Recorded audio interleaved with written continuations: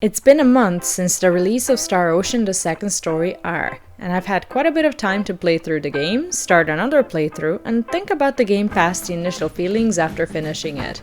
In this video, I'll be giving you an honest review of the game and why I think it's worth playing it, so if you're wondering if this is your next purchase, stay tuned. Also, thanks ever so much to Square Enix for giving me the review copy of the game. My name is V, and if you're here on the channel for the first time, subbing is a great idea. On this channel, you'll find plenty of playthroughs, live streams, highlights and shorts, mostly focusing on jrpgs, strategy and action RPGs, as well as occasional adventure games. First, I'd like to talk about some of the game's strongest points, the most important one being the story. As someone who's completely new to the Star Ocean franchise, at first I didn't know what to expect, and this game took me completely by surprise. As it's a standalone title, I was able to fall in love with the story without feeling like I've been missing out on important info, and there were enough mentions of all the other Star Ocean games within it to get me interested in the franchise.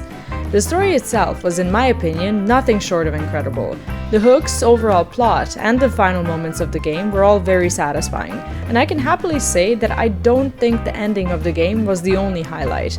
Instead, the entire story was a big, massive roller coaster from the beginning until the very end. And if you like JRPGs that can provide you with this kind of experience, you'll love this game. It's worth mentioning that the relationships between party members are well developed, the writing is great, their interactions feel meaningful, and it feels like you're right there with them for the journey. Another obvious selling point of Star Ocean: The Second Story R is the graphics, which are stunning. Even though I haven't played the original game, from what I can tell based on the OG footage, the remake has been done justice, and the game looks absolutely breathtaking. The character models are detailed, the environments are vibrant and immersive, and every zone carries its own kind of mood, sets a different atmosphere, and is definitely worth scouring through. The only thing I wish I was able to do more is explore certain cities, where I felt like the environment could have been expanded a little more than just the central city square. Overall though, I'm very happy with the amount of content and the general feel of the game, mostly thanks to the art style. If you like to play your JRPGs for the soundtrack, Star Ocean: The Second Story R is one of the games you'll adore.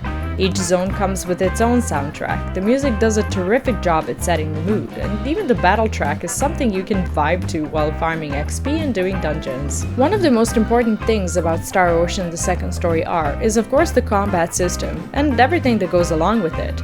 Someone new to the franchise like myself might expect a turn-based system, but this is not the case.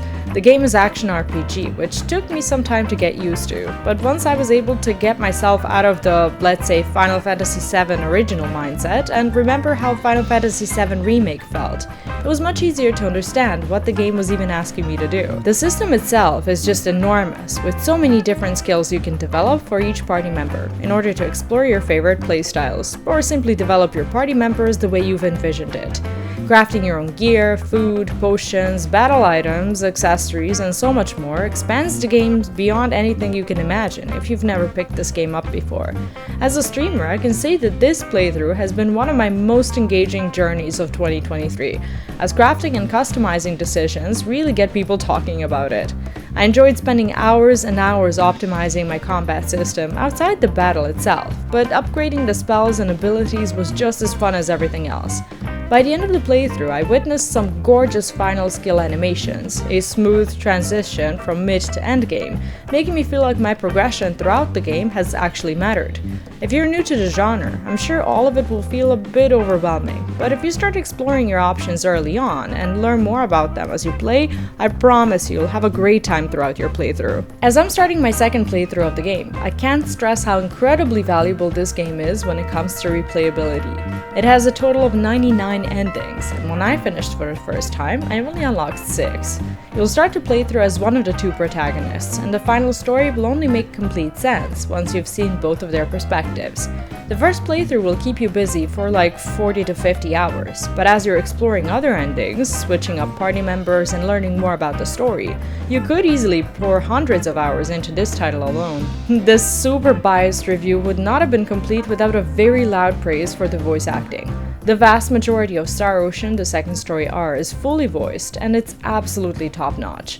Of course, some of the side quests are text only, but all of the major plot lines of the game are accompanied by actual voice lines. The English voice acting is excellent, but if you prefer Japanese voice acting, there's an option for that as well. Now that we've covered all the pros, let's talk about something mildly annoying that I did come across while playing the game.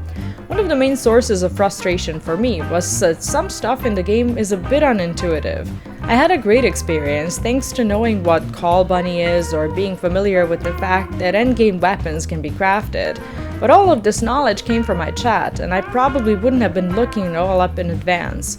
For someone who doesn't share their playthrough with the public eye, there's a chance that some of these awesome bits might be missed out on. Therefore, if you care about having a fully optimized playthrough, I suggest looking at some non-spoilery guides that'll give you all the info you need to know before starting the game. Overall, that's the only thing that I found frustrating, and I can't think of any other reasons to not play this game, as it really is a masterpiece. When I take everything into consideration, if you're wondering whether Star Ocean: The Second Story R is worth at the full price, my answer is a resounding yes.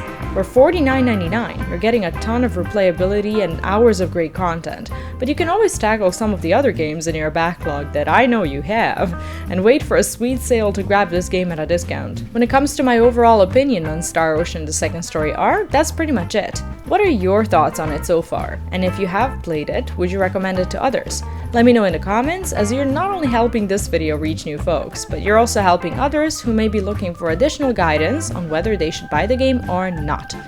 Massive thanks to everyone supporting the channel, and especially our Patreon alphas like Space Cadet Rick and Garnet Williams, and a very special thanks to Jeremy Ortiz and Shay as the channel's benefactors on Patreon. Thanks also to Jeremy Ortiz, who's pledged as an alpha member on YouTube as well. You'll find me streaming here on YouTube, Twitch, Kick, and pretty much everywhere else. For more info on where to find me and how to support the content, check out the description of this video.